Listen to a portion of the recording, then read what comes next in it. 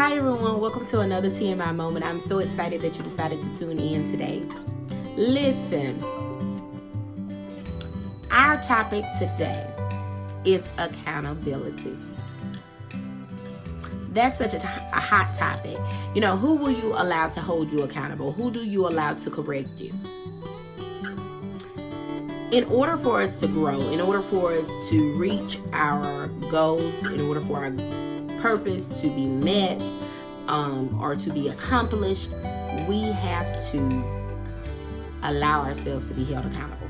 Y'all all know that I started this whole walking, eating right process a few weeks ago. And so, although I did it for myself, and I have to make sure that I motivate myself, I have to make sure that I encourage myself, I needed to make sure that I had someone to hold me accountable. And I needed to make sure it was somebody who could hold me accountable, who could see what I actually do. So I asked my husband to be my accountability partner. And I really believe he started to enjoy it a little too much because last year I decided that I was going to stop drinking sodas because I was drinking sodas so much, and of course all the sugar is not good for you. So I decided that I was going to cut out all sodas, and so I did. And so then I started to drink sweet tea. That was my replacement. And I wasn't drinking the sweet tea as much as I was drinking the sodas, but I still was drinking a lot of sweet tea. And so I was like, okay, all this sugar is not good as well, so let me pull back from the sweet tea, and I'll do half sweet tea, half unsweet tea, because I was so addicted to sodas. So I needed to kind of wean myself off of it. I was addicted to the sugar, and so I started weaning myself off of it. And I would tell my husband, when I would go, I'm gonna get half unsweet, half sweet. And so I started going to places where the sweet tea was already unsweet. So when you add the unsweet with the sweet, it was just all unsweet. And then some of it didn't even taste like tea. It was just like I was drinking dirty water. And so one day my husband was like, I thought you said that you wasn't gonna get sweet tea anymore. And so I felt some type of way and he didn't even realize it. He was just asking a question, but I felt some type of way because I was like, I'm grown. I don't want to drink this dirty looking water, it ain't even tasting like tea. And I had to step back, and I was like, you asked him to hold you accountable. You have to allow him to hold you accountable. The problem that many of us face, if someone makes us mad, if someone talks to us tells us something opposite than what we really want to do, then we get upset and we tend to run. The reason why we have so many divorces, the reason why we have so many unqualified people working jobs, the reason why we have so many church hoppers, the reason why we have so many children walking around the streets doing God knows what, is because many of us don't want to be held accountable. Many of us can't be corrected. There's this saying, only God can judge me. Yeah, true enough. He's the ultimate judge. But other people can see stuff too. Other people can see that, yes, you're great at speaking. Yes, you're very smart. Yes, you can sing great. Yes, you are beautiful. Yes, you got all these great things going on for you.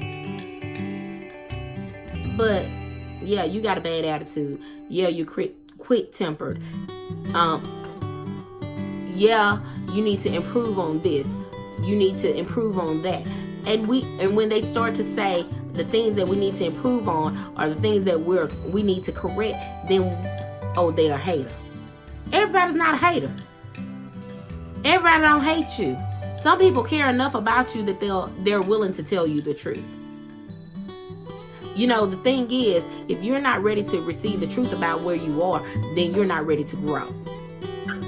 But if you're ready to grow, then you need to make sure that you get someone who's qualified to hold you accountable. Yes, there are pastors, there are leaders, there are bosses that abuse their authority, but there are also those who don't. But you have to be in a place where you can receive it from whoever. I don't care if you don't like me.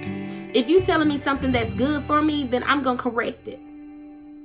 When you get to a point in your life that it doesn't matter where it comes from, if it's gonna help me, I'm gonna do it. Then now you're ready. Now you're ready to reach your destiny. Now you're ready to reach your goal. But when you find the flaws and faults in everybody who's trying to help you or who's trying to correct you, then you're not ready. You're still not ready. You're not ready until you get tired of being stuck. You get tired of being frustrated. If you in the same place, if every year your post is the same, if every year you're dealing with people who you got to cut folks off. If every year you got to cut folks off and you got to say the same thing, people ain't loyal, people doing this, people doing that.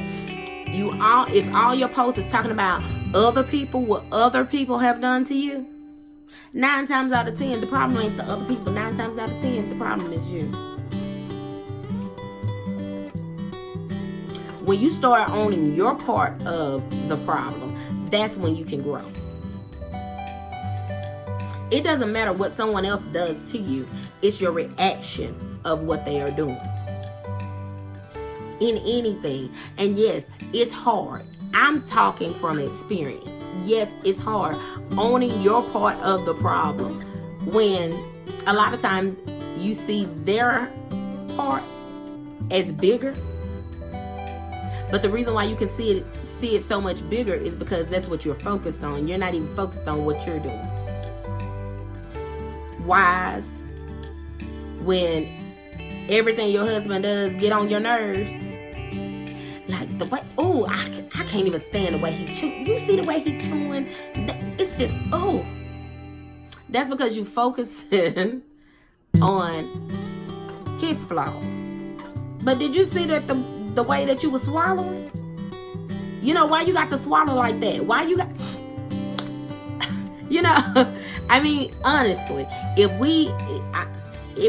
may be kind of comedic the way that I'm saying it, but if we would start to look at ourselves, we wouldn't see everybody else's flaws so big.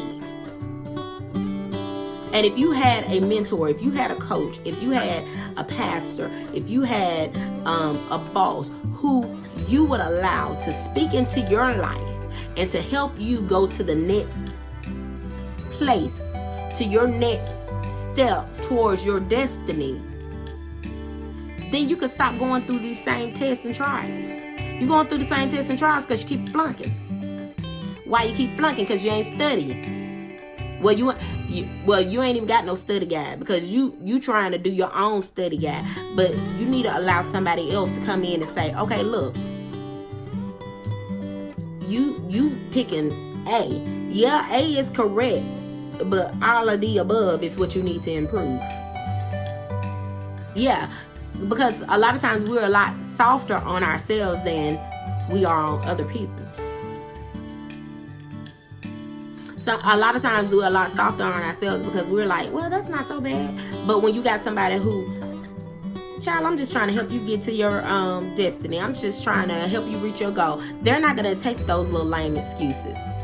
Well, I got children, and when my children get in from school, then by that time, it's time for me to go to church. Child, no, you better, okay, well, you know that your children come in from school every day, and you know that you got to help them with their homework every day. So you allot this amount of time for them to be working on this while you working on this. Well, you may not have a full block of time for you to be working on all of your stuff all at the same time. Okay, well, I'm going to get these 5 minutes in. Okay, let me work on my goal. Let me start working on my goals. Okay, well, I watch Real Housewives of all these other cities. Well, let me start cutting those out. When you get somebody who's gonna hold you accountable, they're gonna look at all of that. Okay, well, you say you don't have any time available during the day. You say that you don't have any money available, but yet and still you eating out every day for lunch. Well, my coworkers and I, we always go to the salad place because I'm trying to watch my weight. No, you fix your own salad at home. Okay, that's going to save you time traveling from work to there. It's going to also save you money. Okay, and you eat your salad in your car, and you can be doing this while you're working on that. All of those are simple things that somebody else from the outside looking in will tell you. You're not going to tell yourself that, because you're going to think about, well, if I make a salad, then that means I got to make it in the morning before I go. No, you fix your salad at night. You know what you want on your salad. Go ahead and have it ready. So that time that you was going to be watching that television show, if you got a TV close to your kitchen, you can be watching it while you're fixing your salad. And then that one night, just make it up for the rest of the week. Or if you like me, I don't really like that, because I don't want to. Yeah, that's a whole nother story. But because I am like that, then I just have to allot the time. Okay, well, you don't want to make it for the full week because you don't like the way that the food gonna be or whatever, and you want to make it fresh for every day. Well, that's fine. Then you get up 5 or 10 minutes, 15 minutes earlier. You need somebody to hold you accountable, not just yourself. Because if I wake up, if one morning I'm tired, if I'm the only one holding myself accountable, and ain't nobody gonna check up on me and say, okay, well, did you get this done today? I'll make an excuse. Well, I didn't get this done today, but I'll work extra time tomorrow. And then guess what? Tomorrow comes and then you don't do it. Then what? You're not gonna say nothing to yourself. But if you got somebody else holding you accountable, then you're gonna be like, oh, she gonna ask me, so I need to make sure I got this done. Yeah, look, I'm just trying to help you reach your destiny. This has been your TMI moment. Y'all have a great day.